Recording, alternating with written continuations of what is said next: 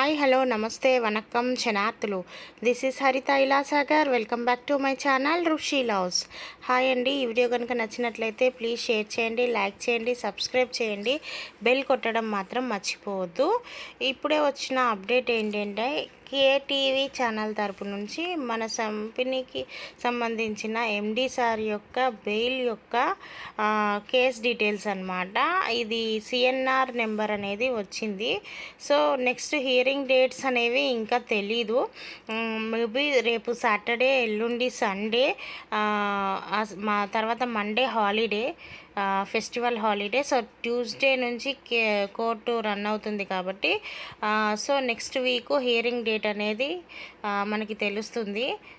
Sir బెయిల్కి సంబంధించిన CNR number ఇది. ఆయన మొన్న బెయిల్కి అప్లై చేశారు కానీ ఇంకా సిఎన్ఆర్ నెంబర్ రాలేదు, రిజిస్టర్ అవ్వలేదు అని అనుకున్నాం కదా. ఇప్పుడు ఆన్లైన్లో రిజిస్టర్ అయ్యి దానికి సంబంధించిన నెంబర్ అనేది వచ్చింది.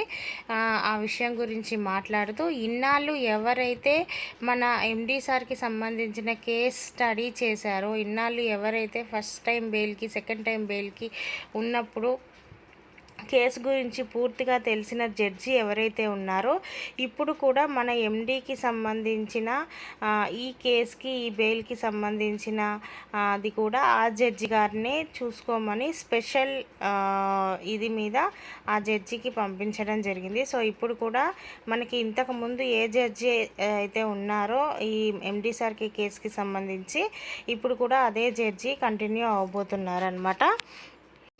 ఈ తమిళ్ సెల్వి నీదిమదియ అనే ఒక మేడం వచ్చేసి ఏ జడ్జికైనా పోర్ట్ఫోలియో అనేది మారుతూ ఉంటుందన్నమాట. ఎవ్రీ 1 ఇయర్కి ఒకసారి, 8 మంత్స్కి ఒకసారి పోర్ట్ఫోలియో అనేది కోర్టులో జడ్జెస్కి మారుతూ ఉంటుంది.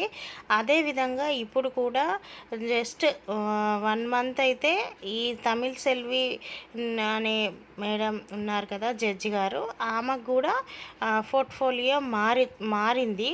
కానీ ఈ కేసుకి సంబంధించినంత వరకు లాస్ట్ మంత్ వరకు పోర్ట్ఫోలియో ఈవిడిదే ఉండేది. కానీ ఇప్పుడు పోర్ట్ఫోలియో మారింది. ధనపాల్ జస్టిస్ అనేసి కొత్త వ్యక్తి వచ్చారనమాట.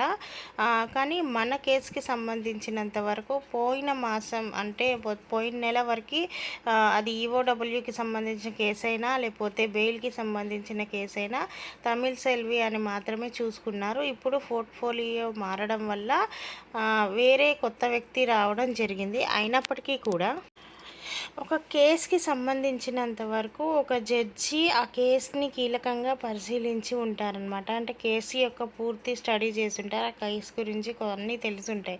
ఇప్పుడు కొత్తగా మళ్ళీ వేరొక జడ్జి వచ్చారు, ఆయన కొత్త పోర్ట్ఫోలియో వచ్చింది, కొత్త జడ్జి వచ్చారంటే మళ్ళీ ఈ కేసుకి సంబంధించి అన్నీ ఎంక్వైరీ చేయాలి, ఫస్ట్ నుంచి అన్నీ స్టడీ చేయాలి, ఇదంతా టైం పడుతుంది. సో అందువల్ల అలా కాకుండా ఏం జరిగింది అని అంటే ఎవరైతే మనల్ని పాత జడ్జి ఎవరైతే మనల్ని ఇంతవరకు స్టడీ చేశారో ఆ పర్సన్ని, ఆ జడ్జినే ఇప్పుడు మళ్ళీ మన కేసు అనేది స్టడీ చేయబోతున్నారు. సో అందువల్ల నెక్స్ట్ వీక్ అంటే ఇప్పుడు Saturday, Sunday, Monday 3 days holidays. So Tuesday రోజు కోర్టు రీఓపెన్ అవుతుంది. రీఓపెన్ అయిన వీక్లో మనకి ఏ రోజు హియరింగ్ ఉంటుందనేది తెలుస్తుంది. అది తెలిసిన వెమ్మటే మీకు నేను ఇన్ఫామ్ చేస్తాను అని ఈరోజు కేటీవీ అయిన వీడియోలో చెప్పడం జరిగిందనమాట. ఆ సిఎన్ఆర్ నెంబర్ కూడా వచ్చింది అని ఆయన క్లియర్గా ఎక్స్ప్లెయిన్ చేశారు. సో ఇదే ఈరోజు కేటీవీ అయినా చెప్పింది. మీ అందరికీ అర్థమైందని అనుకుంటాను. ఇంకేదన్నా కొత్త అప్డేట్స్ వస్తే మీ అందరికీ చెప్తాను. ఓకేనా? Thank you one and all.